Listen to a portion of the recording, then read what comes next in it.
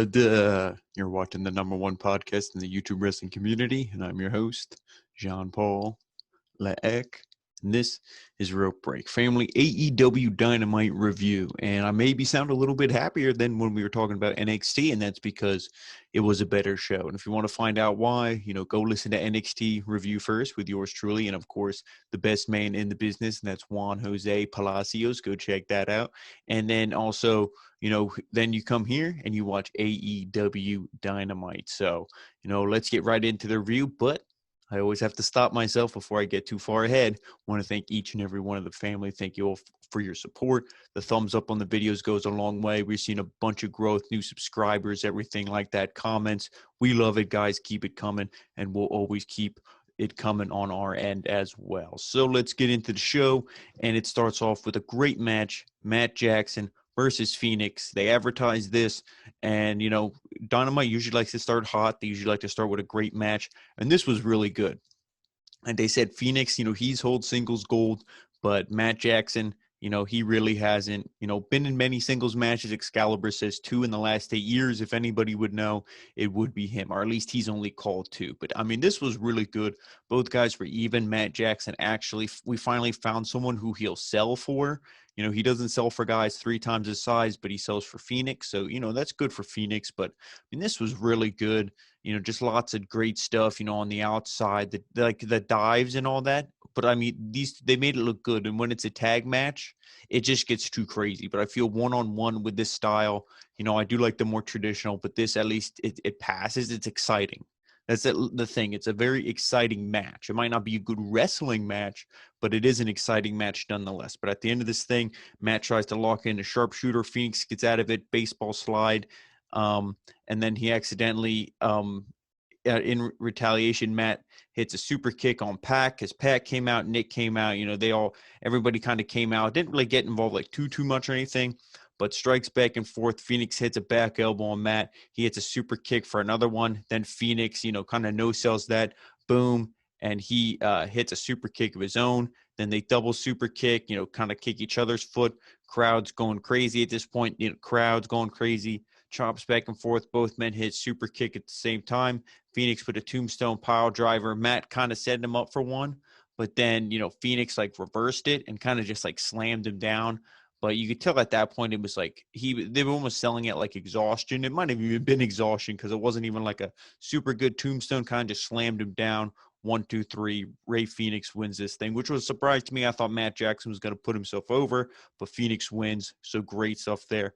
Not complaining, because I will be complaining when when Pac and Phoenix Death Triangle lose their match against the Young Bucks for the belt. So commentary runs down tonight's card. Cody Rhodes is in action next, but Eddie Kingston and Jon Moxley, they're sitting what looks like Moxley's, it might be a bar, it could be his living room, I don't know, it just looked like a nice relaxed area. They're sitting there, and he explains that, he's like, hey, when I was in that ring, I haven't felt that kind of anxiety since I was being chased, questioned by the police, all that stuff.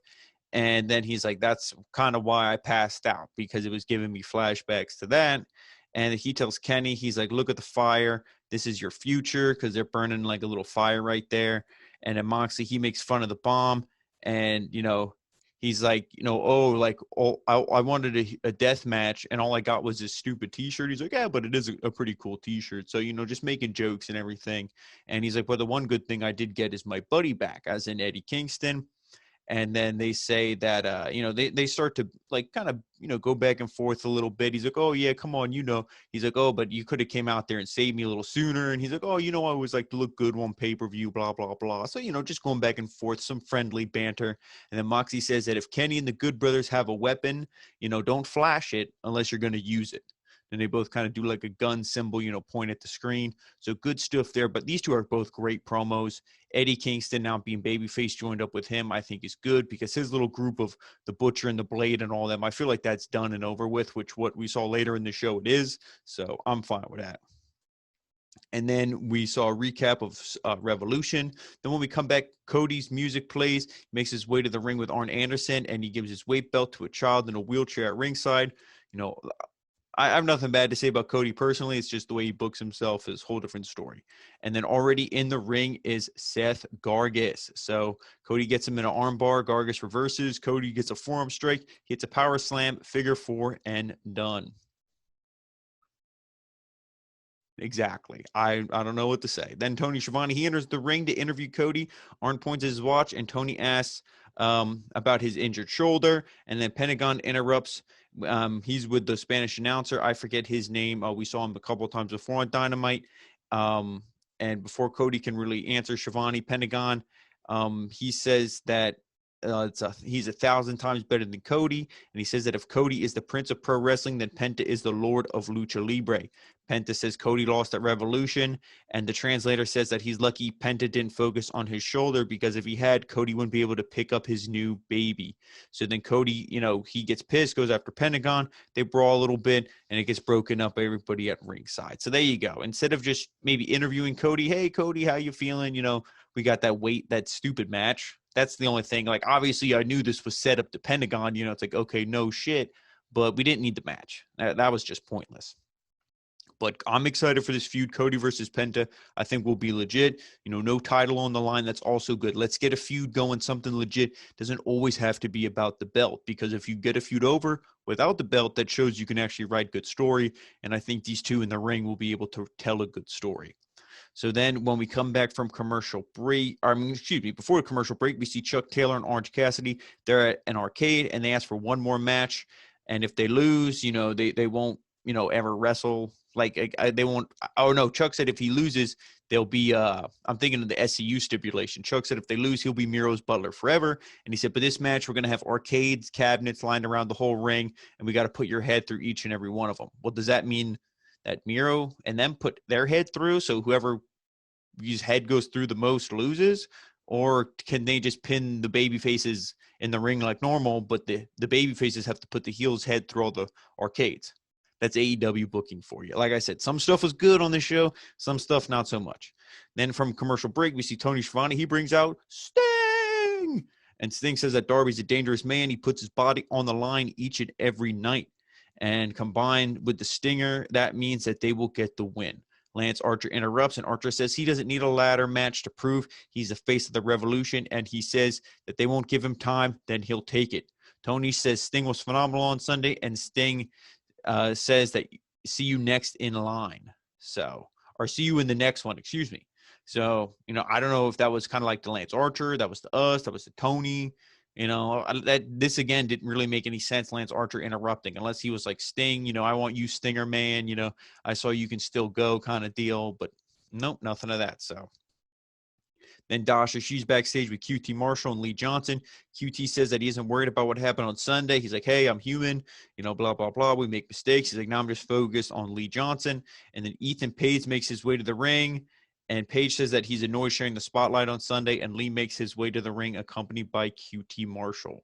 And this match had some audio issues going on. You heard the basketball game really drowned out pretty much this entire match. So Ethan Page gets overshadowed by Christian at the pay-per-view for the big surprise, and then he gets overshadowed here by the basketball game audio. So all ego Ethan Page, I hope your ego's not too big, because if it is, you're going to get pissed at this. But this was mostly just for for Lee Johnson. Yeah, no. This was for Ethan Page really to look good in a singles role, to kind of just show him off to the AEW fans who aren't familiar with him.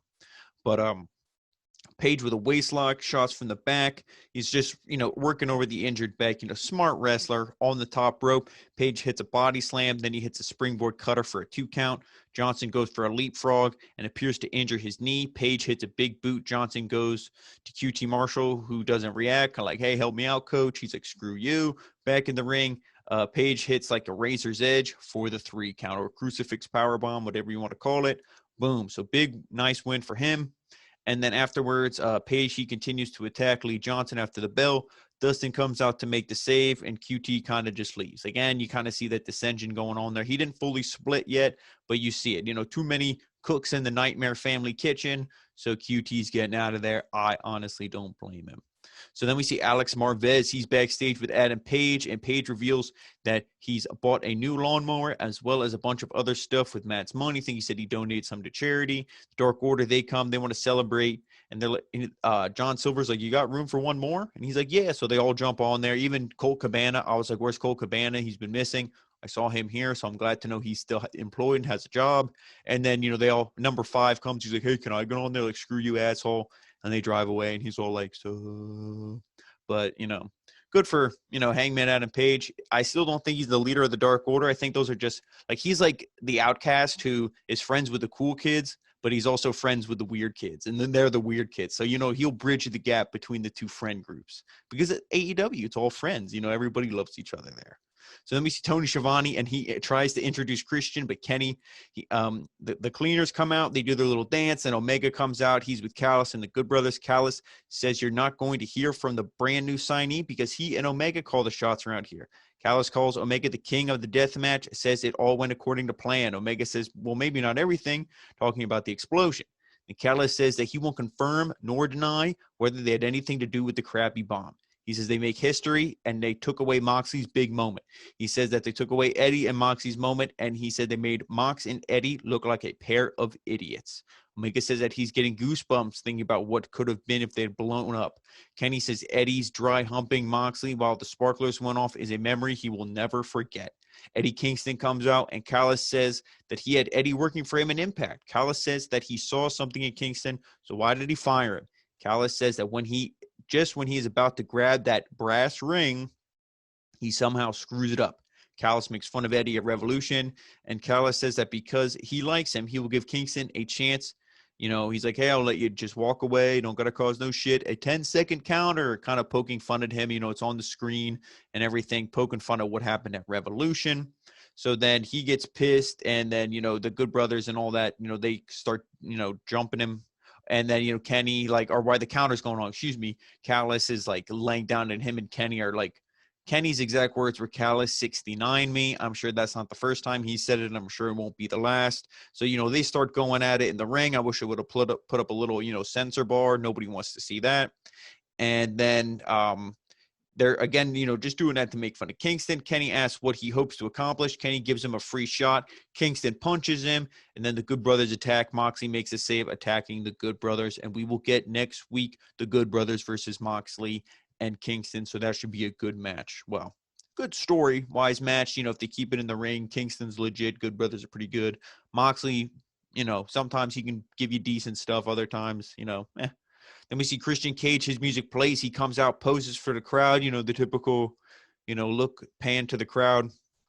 Christian and Kenny stare each other down in the ring. Omega offers a handshake, goes for a cheap shot, but Christian ducks under and tries to hit the Unprettier. Omega, he wriggles out of the ring. Christian picks up the AEW World title, and Omega is pissed off at ringside as we go to commercial break. So if the feud is going to be Kenny versus Christian, I'm fine with it. And people are like, oh, shouldn't he earn his chance, blah, blah, blah, this and that. He's probably not going to win it. And how else do you debut somebody hot? Boom, you do that. They'll do some bullshit way to either have Omega lose, and who knows, Omega might win one of the world titles at Impact, because that's going on, and then he might, drop it to Christian, and then Christian goes to Impact. There's so many different options and everything going on here, so, let's not go crazy, but it is cool, it's intriguing, and it definitely has everybody's attention. So then we see Dr. Britt Baker makes her entrance. Nyla Rose is next, accompanied by Vicky Guerrero. Maki Ito sings her way to the ring, and the other wrestlers brawl while Ito continues to sing on the stage, and then we get this match. Britt Baker, Maki Ito, and Nyla Rose versus Hikaru Shida, Ryu Mizunami, and Thunder Rosa. And I'm sorry, but there is only 3 women who I care about in this 6-woman tag match. So, what does that really tell you? Sorry, but no, not sorry. I barely paid attention to this thing. This was not very good. I don't think Maki Ito's good. There's rumors of her joining the Dark Order because she's over with the AEW fans. That does not surprise me. Both of those things, that she's over with the fans and they want her in the Dark Order. Let's keep putting a group that's down and buried. Let's just keep burying them more. But, hey, what do I know? So at the end of this thing, Ito, she hits a swinging DDT on a Rosa. Rebel, she's with the crutches. Rosa intercepts and throws her off the apron. Rosa spikes Ito with a side slam for the victory, which, she really looked like she dropped this girl on her neck and killed her.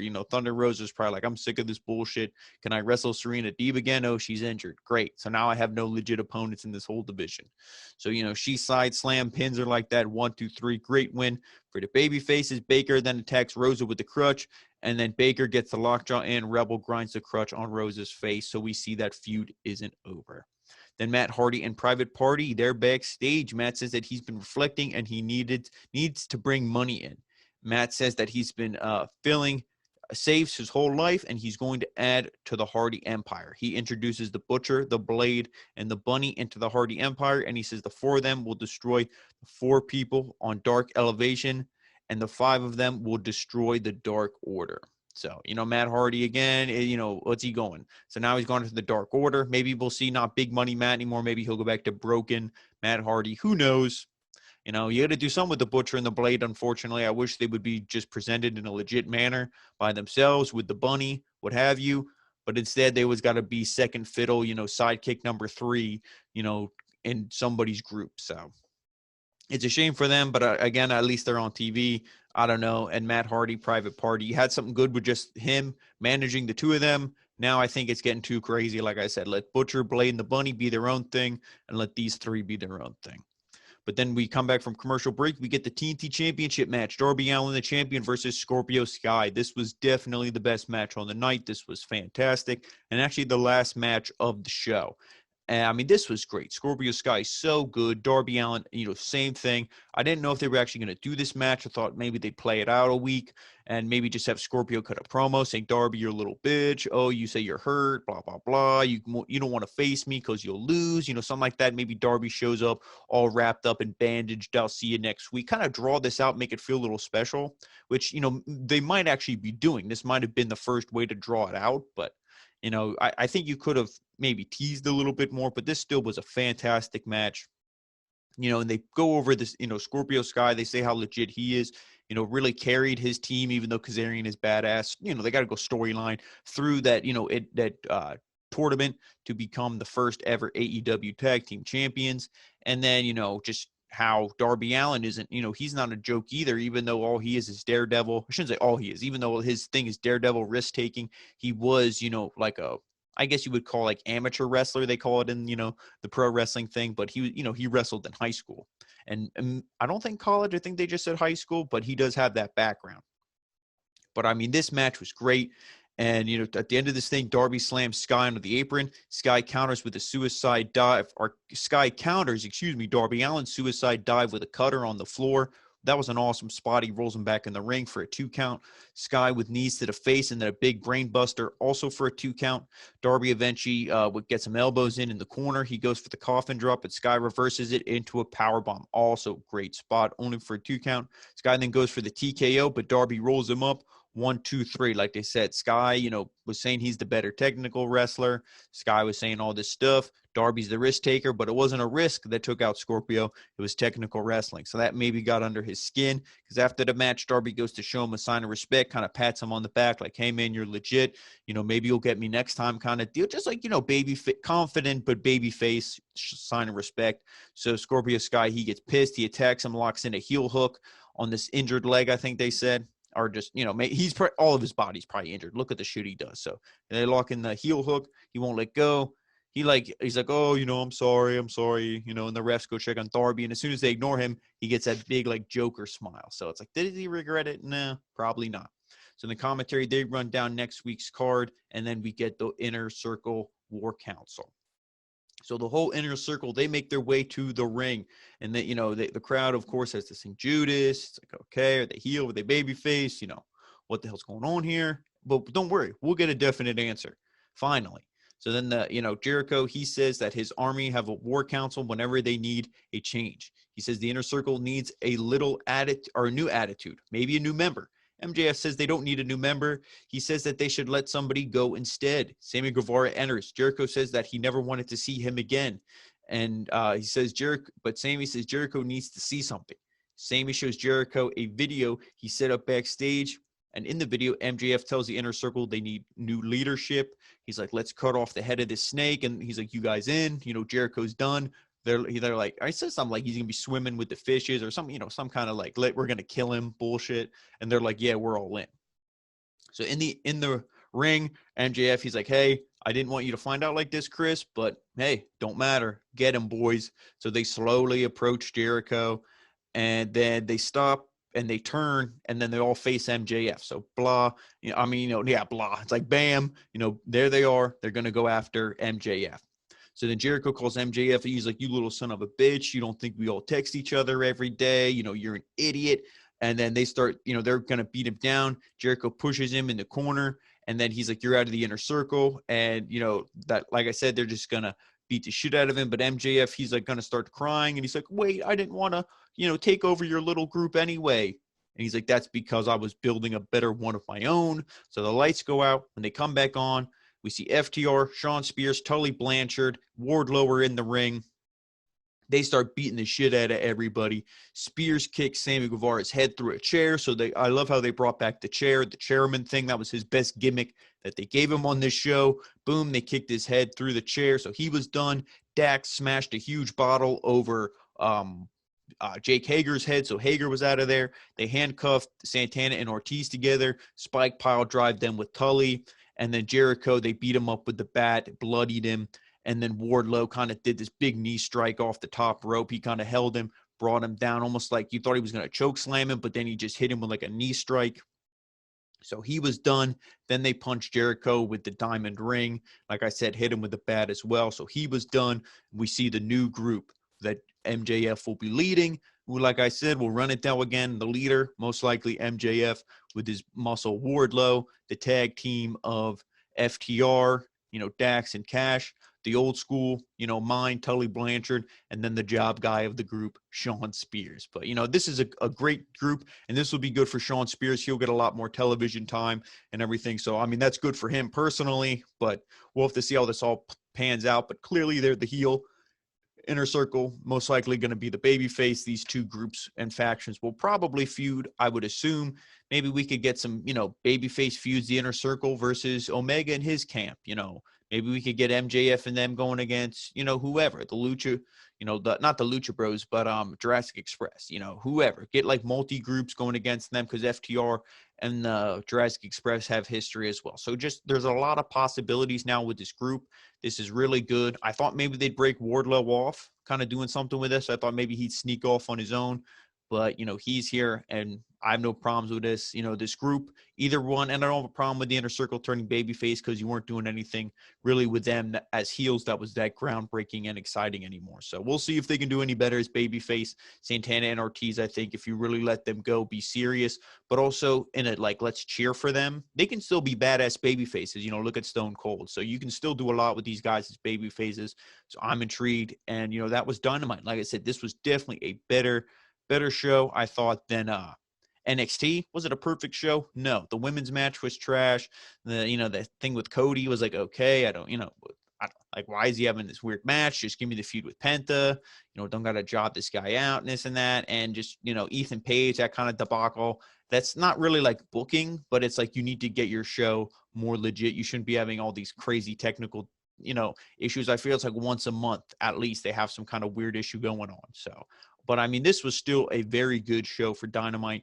Thank you all for watching. Let me know what you guys think. Did you like all these segments? Was this bullshit? Am I bullshit? Tell us in the comments. We greatly appreciate it, guys. Thank you so much. Click the bell for all notifications because we upload pretty much every single day because Rope Break is crazy like that.